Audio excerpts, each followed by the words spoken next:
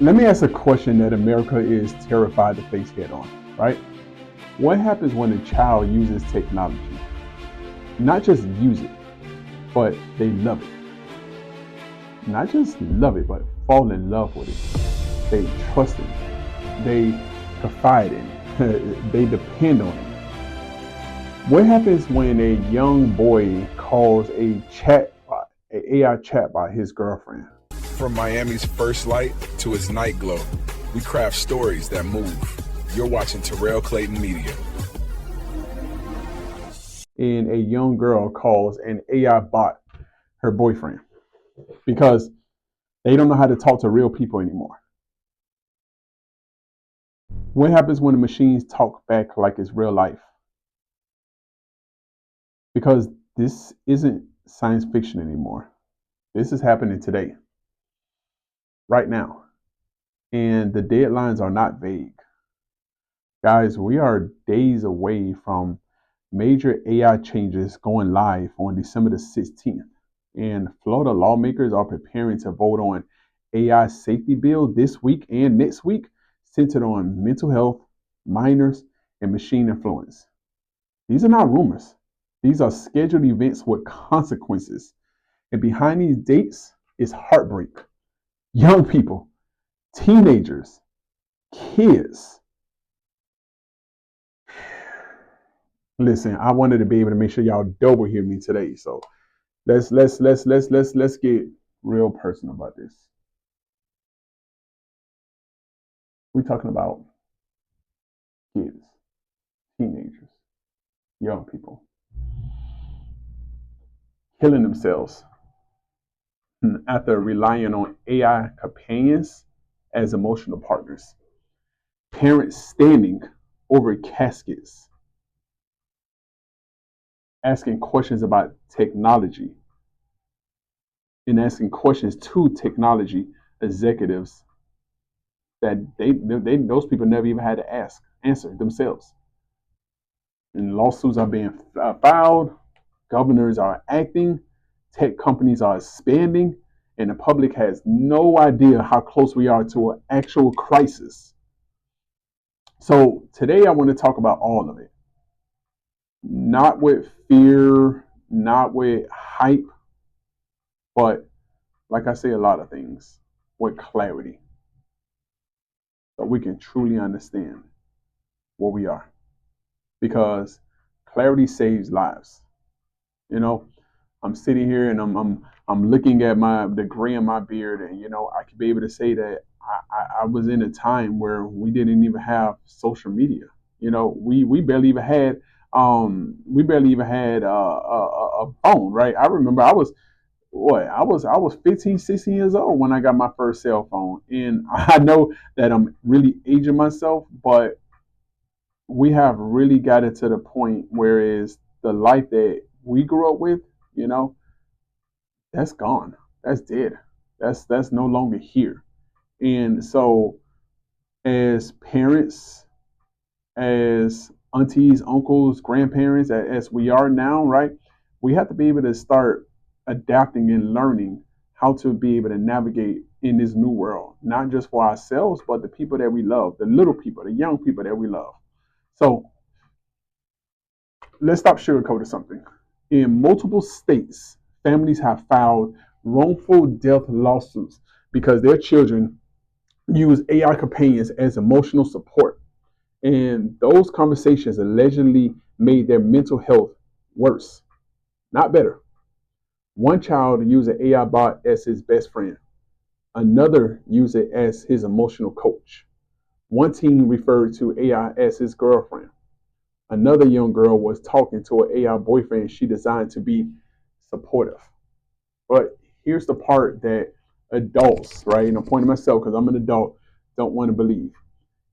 Kids don't separate fantasy from emotional reality the way that adults do. If you tell an adult this is an AI program, they process it with that logic there, right? AI, real, this is what it is. But if you tell a lonely 13-year-old girl the same thing and the AI texts her good morning every day, It encourages her, listens to her secrets, comforts her. Her brain doesn't interpret it as software. It interprets it as relationship, as a sense of belonging. So when these kids spiraled, when they cried out for help, when they say that they didn't want to exist anymore, think about that. The AI didn't escalate the problem. That's not what happened. It didn't call for help. It didn't call, the police or the parent. It didn't notify anybody. It didn't say stop.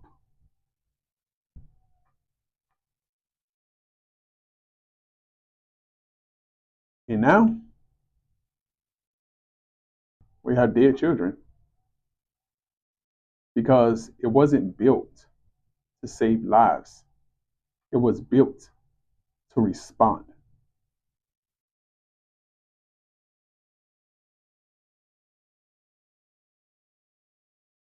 And with that, kids died.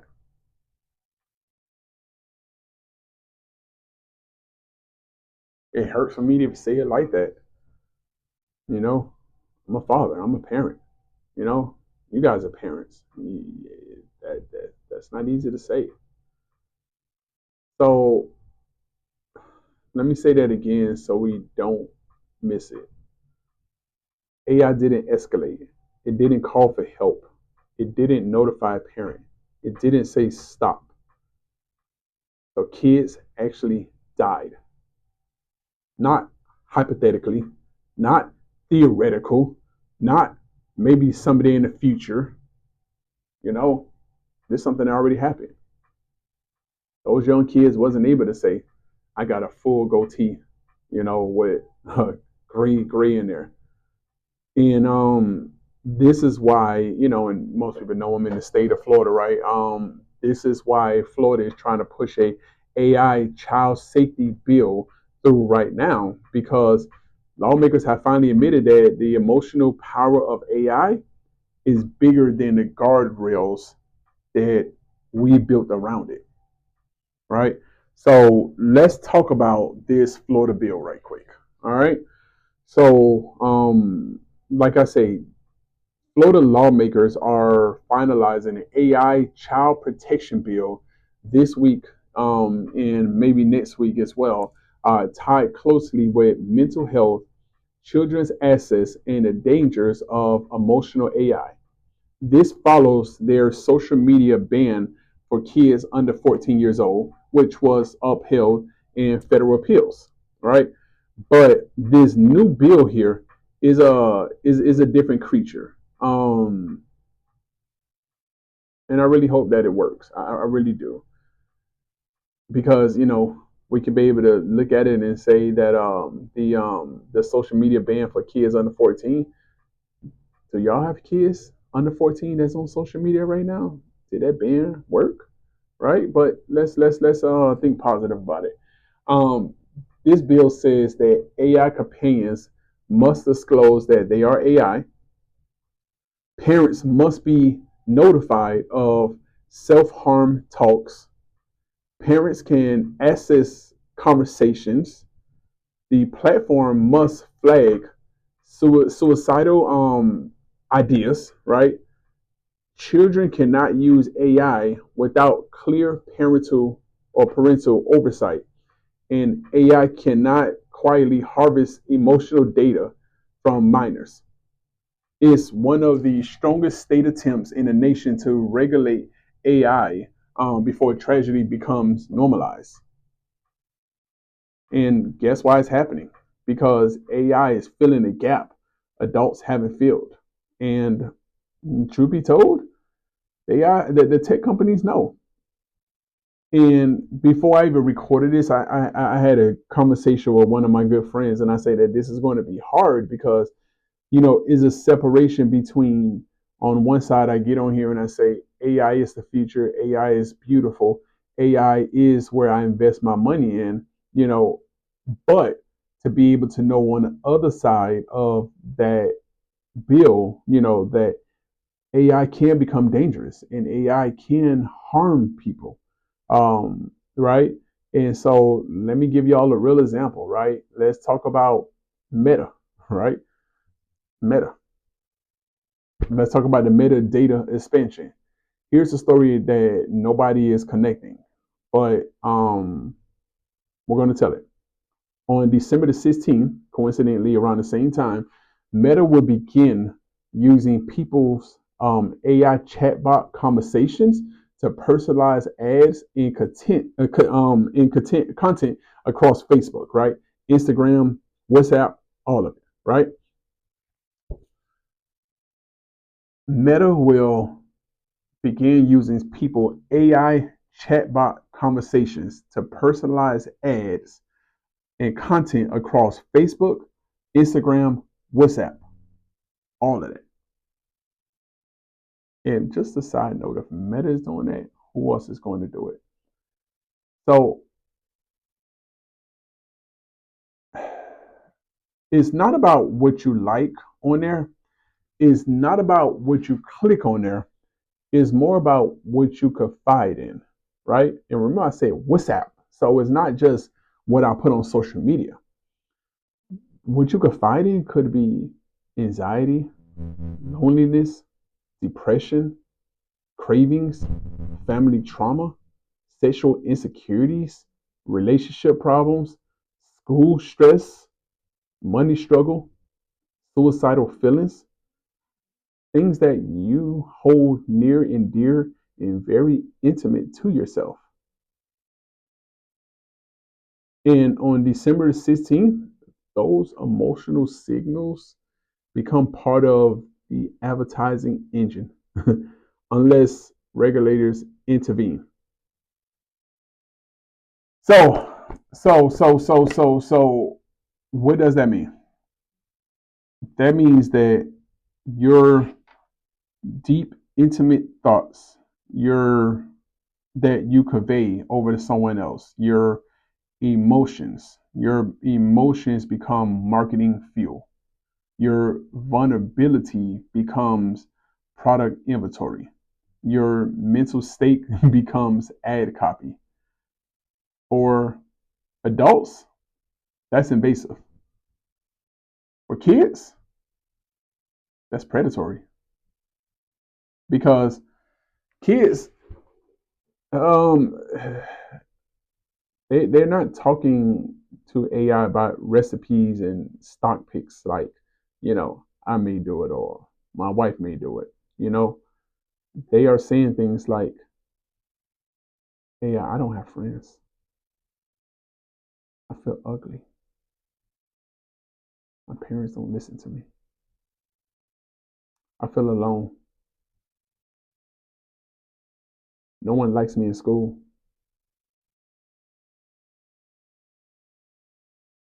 I want to die.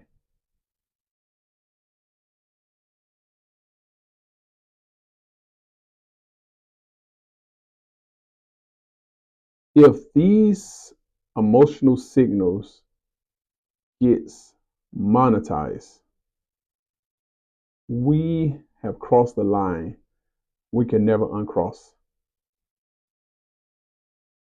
And again, this is not a conversation against Meta. It's just that this information is known about Meta, but do y'all realize the information that you're putting out there? Do you realize the information that your kids are putting out there? I was interesting story. I was working at somewhere and I seen one of my young coworkers, about 20 years old, and he stepped up to a girl and he was like, "Man, you look good, blah blah blah, etc." He macked to her, and what he did at the end, it shocked me, right? He didn't say like we used to say back in the days, "Hey, let me get your phone number and I'll call you." He said, "Let me get your IG."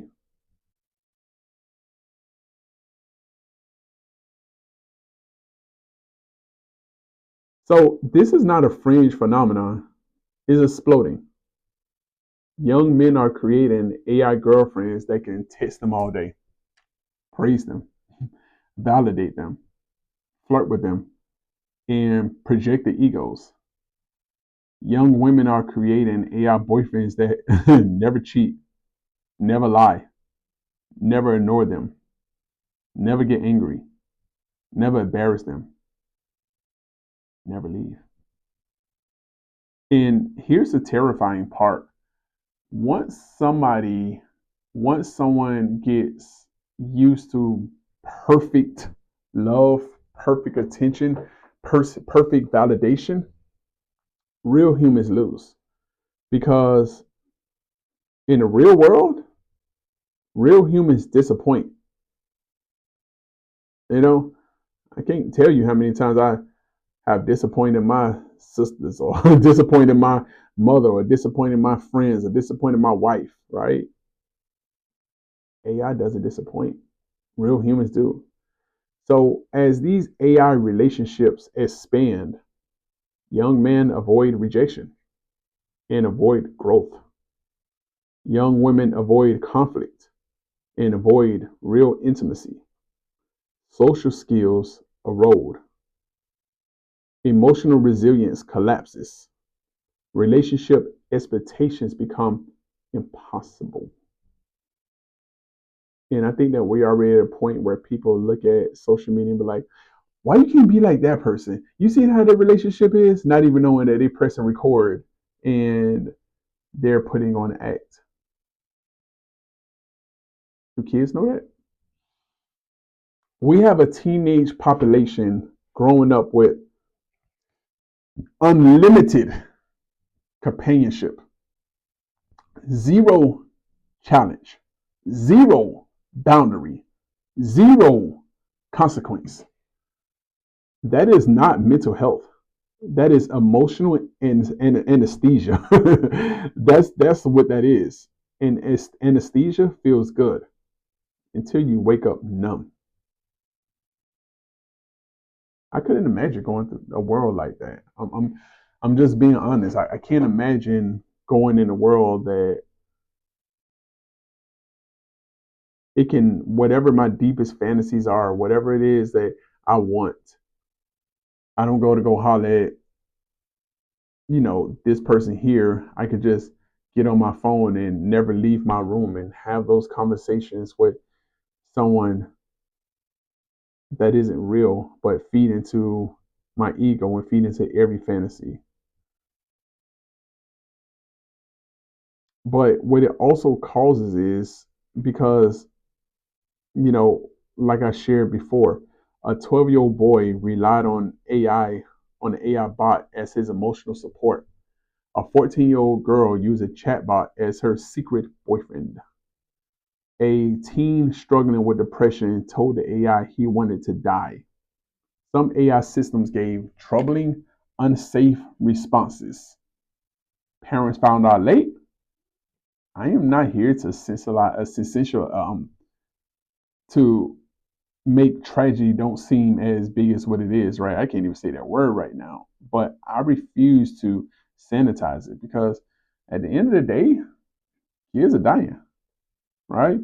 And I know we had this conversation about, the school shootings and everything, but this is deep as well. And not because AI is evil. That's not what I want y'all to be able to get off of this. That's not what I'm saying. What I'm saying to y'all is that AI is powerful and children are vulnerable.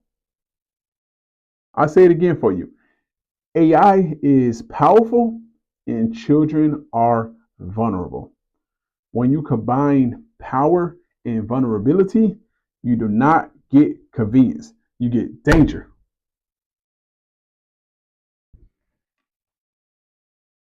Danger, y'all. That's what you get.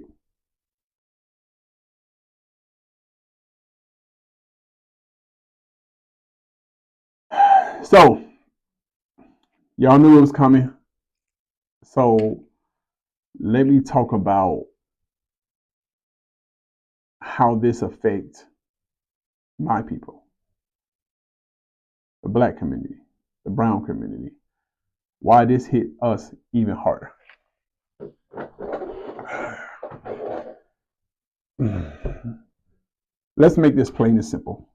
Y'all with me so far? I didn't lose y'all. Black kids already face higher levels of economic stress, right? The struggle is real. We love seeing it. They they deal with higher exposure to community trauma, the shootings that go around, the poverty that goes around, sometimes not the safest environment, or parents are not around, right? There's higher suicide attempt rates among black teen boys, higher depression rates among black teen girls, lower access to quality mental health care. There's lower parental time due to economic workload. Mom got to work. Pops got to work. There's lower trust in traditional therapy. There's higher reliance on social media for connection. Now, layer AI on top. AI does not just enter the black community, AI enters the vacuum inside of it. So, what does that mean? Let's take a single parent household. There's a parent working two jobs, right? Kids are babysitting themselves. Teenagers spending nights alone, right? Parents too tired to emotionally coach every moment. And when the world itself constantly tells our kids that they're not enough, when racism isolates them, when school systems underserve them, when the safety nets are thin, what happens? AI becomes an emotional crutch. What kid out here don't have a smartphone? What kid out here don't have chat GPT and social media? It becomes a comforting voice. It becomes a companion in sometimes a world of chaos. And that companion feels good until it becomes dependency. I gotta depend on this because dependency becomes an addiction. I don't think that y'all getting that part right there, right? Dependency becomes an addiction, and addiction becomes identity. Identity becomes vulnerability. And when all of that happens, dependency becomes addiction, addiction becomes identity, and identity becomes vulnerability, and vulnerability becomes monetized money. This is how communities get digitally exploited without even knowing that they're being targeted. That's what I wanted to say. That's what I wanted to mention.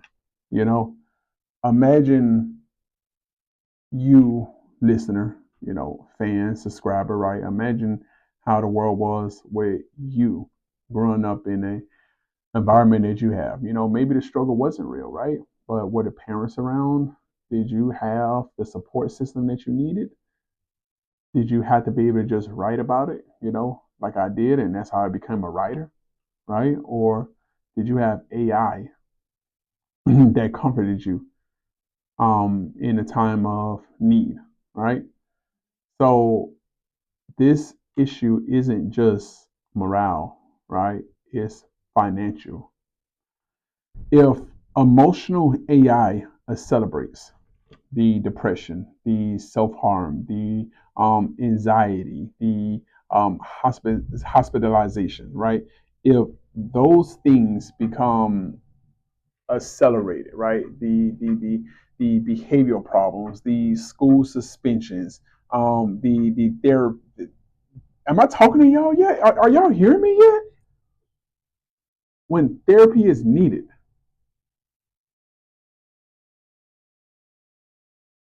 then families, especially black families, they absorb the cost. That costs. Those things cost. A single psychiatric hospital stay between $7,000 and $20,000. Weekly therapy, $150 to $300 a session. Medication, $90 to $300 a month. The lost work hours because you had to take off work. $400 to $2,000 a month, maybe.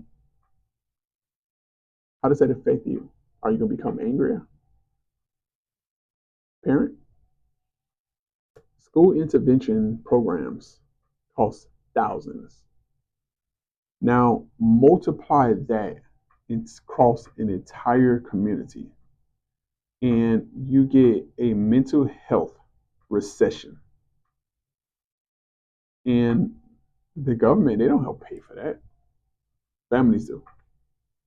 You, out of your pocket. How many fingers are going to be pointed in? How many people are going to say, I don't got enough money for this already. Now I got to do this.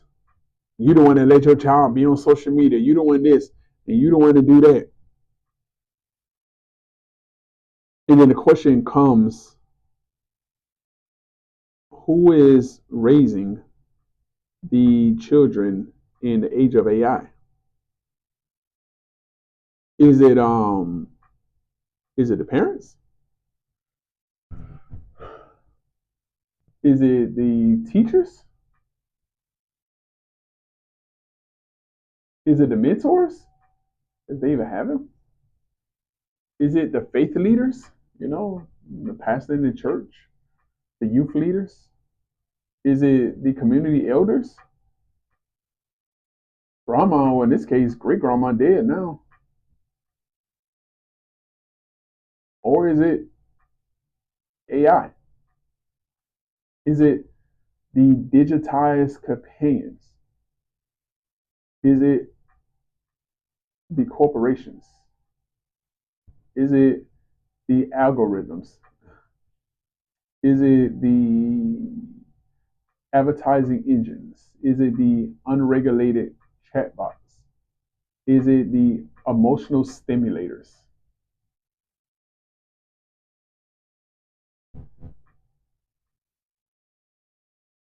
Because right now, the machine is winning by default. All right, that's the fact of the matter.